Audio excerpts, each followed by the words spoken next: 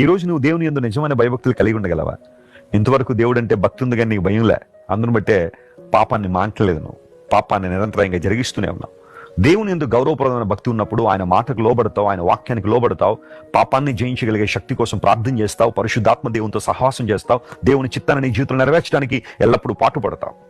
దేవుని యందు భయం లేనప్పుడే ఇష్టానుసారమైన జీవితానికి అలవాటు పడిపోతున్నావు.